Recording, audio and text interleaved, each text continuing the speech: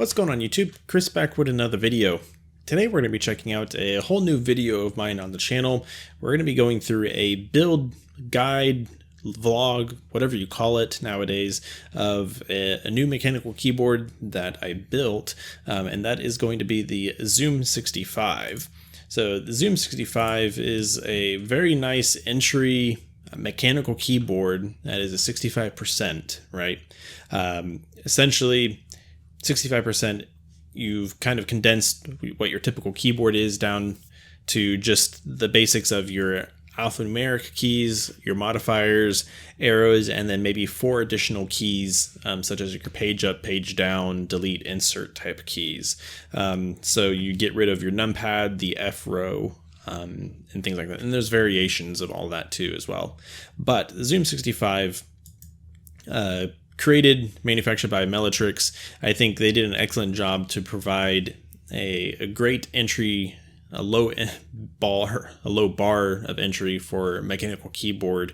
Essentially, this is round 2 for this. Basically, this was a group buy months ago, and the only way you could have gotten this board is to join the group buy. So right now, unless they do round 3, you can't get this board unless if there's maybe some extras on a vendor or you buy it used by someone or something like that.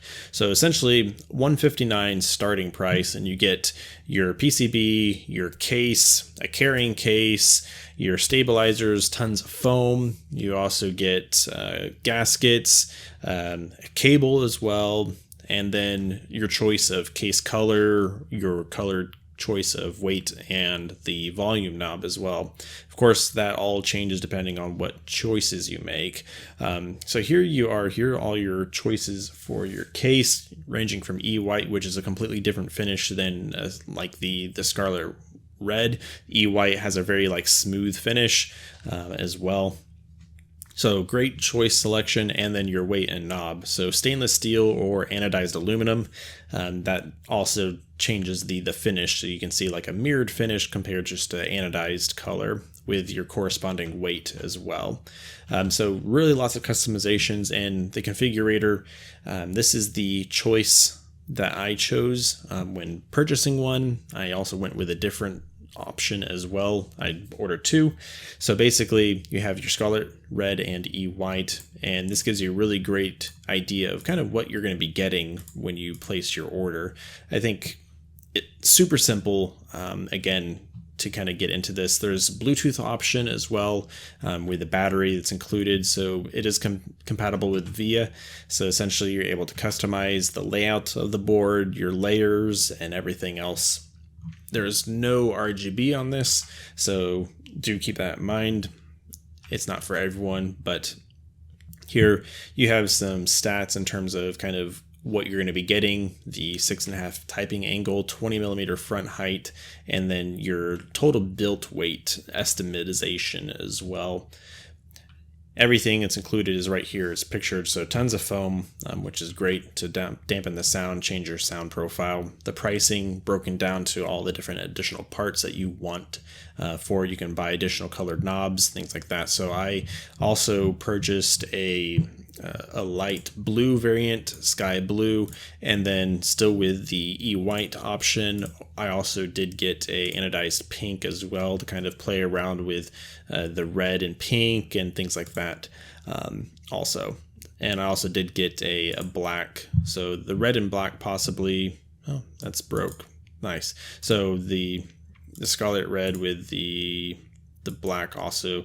But anyways, nevertheless, you get everything included. So in this video, you're going to see me unboxing all the parts, going through and building the actual keyboard, and then at the end, we'll be going through a sound test and typing test on what this configuration sounds like.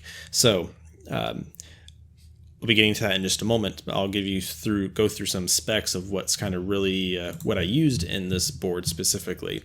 So as you saw, Scarlet Red case with E-White weight and knob. What I did use for the plate, I use an FR4 plate. You can purchase additional plates. By standard, it comes with a polycarbonate plate that, of course, gives you a little bit more flex, changes the profile of the sound as well. So FR4 plate, I'm using banana split switches that are stock. They're not lubed or anything like that. Whatever they came, that's how I'm using them. And then stock stabilizers. Now this is the part that I goofed up on. I was just kind of in the zone and just totally forgot. So basically I used dielectric grease to lube the entire stabilizer housing and the wire. Not supposed to do that. So you're supposed to use dielectric grease on the wires and then 205 grade 0 lube on the stem and the housing. So as a result, that made my spacebar a little mushy and stick a little too much, unfortunately. But you'll see that that mistake in the video itself. I'll probably have to go back and clean the stabs off and re-lube them. But I didn't balance the wires either, but nevertheless, it is what it is. So the keycap set I used is the TMT Story. I love the look and feel of them, and with the scarlet red, I think it went really well together. I also used the additional brass weight inside, an additional 400 grams of weight as well, with all the case foam in it. I did not use the thin foam piece between the switches and the PCB, but I did use the PCB foam and the back PCB foam as well. I guess plate foam and PCB foam as well. So that's the stats kind of configuration of what I did for this build. So I hope that you enjoy this first video of a kind that I've made here. Hopefully if you enjoy this type of content, that you subscribe. Please feel free to leave any sort of feedback in the comments section below. If you have questions, comments, concerns, leave them as well, and I'll do my best. This is really a first video of its kind, like I mentioned, and I'm still very new into mechanical keyboards, but I really hope to be able to continue to progress using these boards and create more content as I create more boards as well. I hope that you enjoy this build video.